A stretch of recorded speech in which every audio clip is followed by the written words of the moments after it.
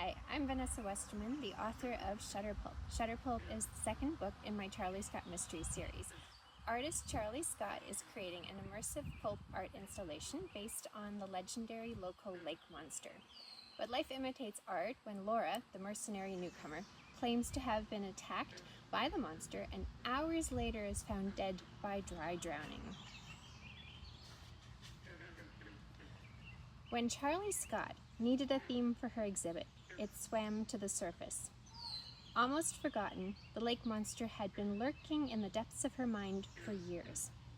Now the giant serpent writhed across the thick coat of red paint.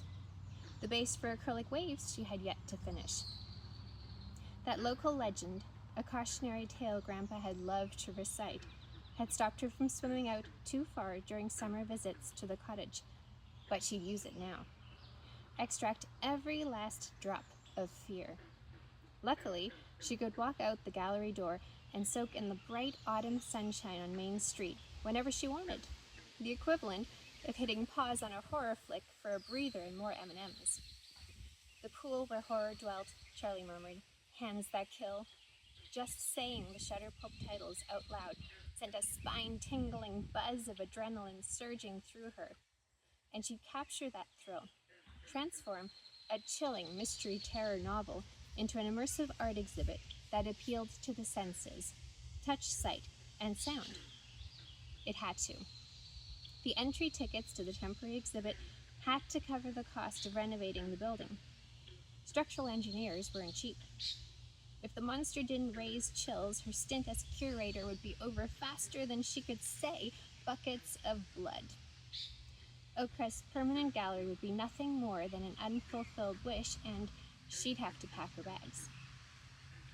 Portable speakers amplified the slow drip, drip, drip of water, the groans and screeches, tracks of recorded creature sounds set to repeat on an endless loop. Underneath it all, the projector hummed. The shadow on the wall flicked its tail, sinuous and larger than life. Plywood boards creaked beneath her sneakers as she stepped around Coco. The chocolate Labrador retriever didn't budge, her attention fixed on the door in watchdog mode. But the door was locked, brown paper taped over the glass to stop people from peering inside. They were safe. As safe as could be in an empty building that, by Halloween, would be a place of terror. On the walls, in the bold colors of a pulp fiction cover, the autumn glory of the Kawartha countryside blazed along the rocky shoreline of Blue Heron Lake, hinting that the things that go bump in the night lurked right here in cottage country. But was the projected shadow terrifying enough? A growl, low and humming, raised the hairs on Charley's arms. Coco faced the door, muscles tensed. A shadow loomed behind brown paper, backlit by the sun. The door handle jiggled, one sharp, impatient twist. Coco's snarl dropped an octave lower. It was probably just an after effect of faux horror, but Charley's heart started pounding faster than before. In a voice not nearly as steady as she wanted, she called out, "Who's there?" A fist banged against the glass. Not a polite knock, a hard rap of knuckles.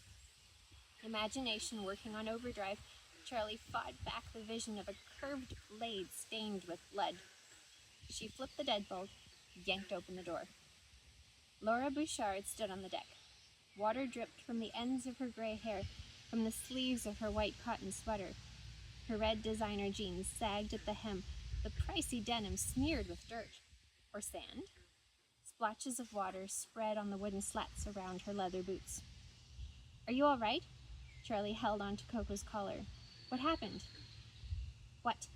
Laura forced the word through clenched teeth. "Does it look like?" An image flashed through Charley's mind. John Everett Malais's Ophelia. Ophelia's face glowed with life and showed no hint of panic and despair, despite the pools of water at her stomach. The looming leaves and brush, the forget-me-nots floating around her, painted with forensic precision en plein air, capturing the moment just after her fall into the weeping brook, before her muddy death. "Like you were half drowned," she said. "You would know." Laura shouldered her way inside, ignoring Coco. Water splattered the paper covering the plywood floorboards. This is your fault.